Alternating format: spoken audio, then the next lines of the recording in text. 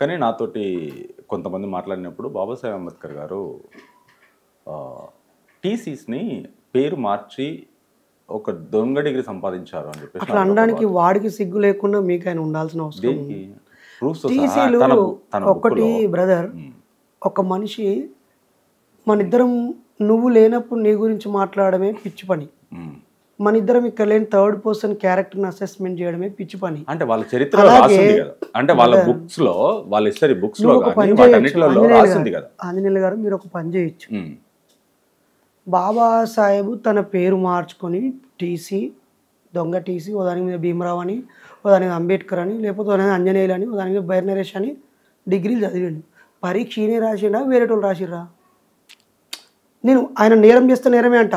నువ్వు ఆధారం చూపిస్తే నేను కూడా నమ్మడానికి సిద్ధంగా ఉన్నా, నా అభిప్రాయం కూడా మార్చుకుంటా. దొంగ డిగ్రీలతోనే పాస్ అయినా అంగీకరిస్తా. నేను నీతో ఆర్గ్యూ చేయట్లేదు, వ్యతిరేకించట్లేదు. నేను ఆయనే రాసిండా ప్రతి ఇప్పుడు నీతో అన్నోడు రాసిండా పరీక్ష? ఆయనే రాసిన మార్కులు ఆయనకే, ఆయన రాసిన దానికే వేసిరా? లేకపోతే ముందు మనం ఒక ఫోర్జరీ చేసి చేయడం అనేది తప్ప కాదు. అంటే ఇప్పుడు ఇక్కడ మీకు అంత అర్హత ఉండొచ్చేమో మీడియా కాబట్టి, బాబాసాహెబ్ దొంగ డిగ్రీ చేసిండు, బాబాసాహెబ్ తప్పు చేసిండని చెప్పే స్వేచ్ఛ, భావ ప్రకటన స్వేచ్ఛ ఫోర్త్ ఎస్టేట్గా మీలాంటి మోరల్స్ ఉన్న ఛానల్స్కి అవకాశం ఉంది. కానీ మాలాంటి వాళ్ళకి మనసు బాధ అనిపిస్తుంది. ఒకవేళ నిరూపించకుండా ఇలాంటి చౌకబారు మాటలు మాట్లాడితే మీ మీద వాల్యూ పోతుంది, మీ ఛానల్ మీద వాల్యూ. 100% నిరూపిస్తాను, 100% నిరూపిస్తాను. Why not brother? Better to wish all the best. 100% నిరూపిస్తాను. ఎందుకంటే దీని పైన ఆల్రెడీ నేను నాకు ఇదే డౌట్ వచ్చి మాట్లాడినా దాని గురించి, బుక్ గురించి నేను ఆల్రెడీ నా ఛానల్లో తప్పకుండా బ్రదర్ ఇప్పుడు ఆల్రెడీ నా ప్రీవియస్ వీడియోస్లో కూడా దీని గురించి కొన్ని వీడియో చేయడం జరిగింది, కొంతమందిని పిలవడం జరిగింది, కొంతమందిని మాట్లాడి దీని గురించి ఒక క్లారిటీ ఇవ్వడం కూడా దాంట్లో ఆ వీడియోస్ కూడా ఉన్నాయి. క్లారిటీ వస్తుంది. ఒక క్వశ్చన్కి ఆన్సర్ చేయండి. చెప్పండి. బాబాసాహెబ్ అంబేద్కర్ ఏం చదువుకోలేదు. ఓకే, నా స్టేట్మెంట్, బైర్ నరేష్ స్టేట్మెంట్. బాబాసాహెబ్ ఏం చదువుకోలేదు.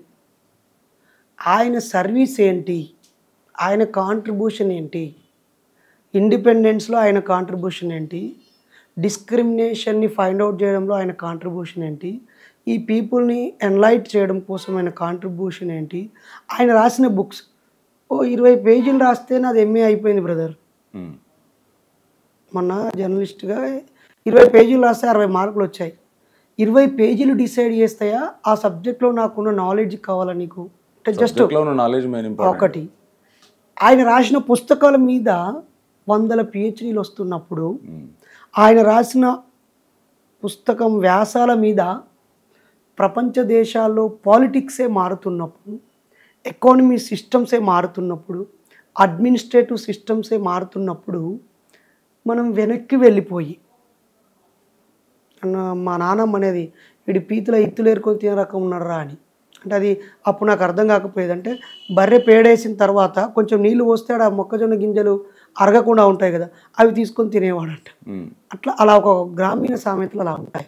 అది మనం తప్పుగా అనుకోక్కర్లేదు.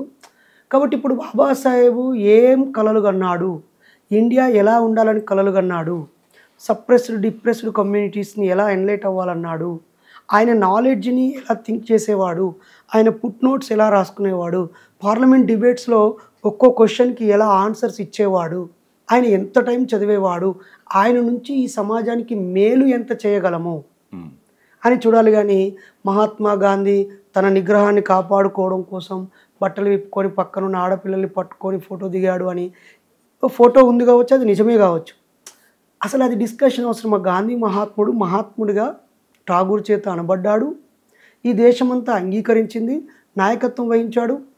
గాంధీకి జై అంటే అయిపోద్ది. కానీ ఆయన బట్టలు లేకుండా అనుకున్నాడు. ఇప్పుడు అసలు వాళ్ళు చచ్చిపోయి ఎంతకాలం అయింది, ఈ దేశం మీద వాళ్ళ పాత్ర ఏంటి, ఇప్పుడున్న మనం ఏం చేయొచ్చు, లేదా మన చుట్టూ ఉన్న వాళ్ళ తప్పుడు వల్ల మనకు జరుగుతున్న నష్టం ఏంటని కదా కావాల్సింది. సరే, మీరు అనుకున్న దానికి ఎడ్యుకేషన్ సిస్టంలో మొట్టమొదటిసారి తప్పు ఎవరు చేశారన్న? ఎక్కడ జరిగింది తప్పు అంటే బ్రదర్ ఇప్పుడు వాళ్ళు మొదట ఎవరు రాశారు?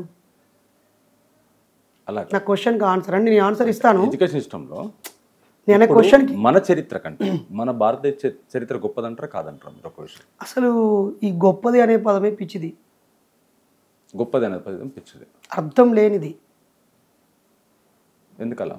అరే అమెరికా చరిత్ర గొప్పదా? ఎవరి చరిత్ర గొప్ప? నా దేశం మరి ఎవరిది వాడి గొప్పదైనా గొప్పదనం ఎందుకు?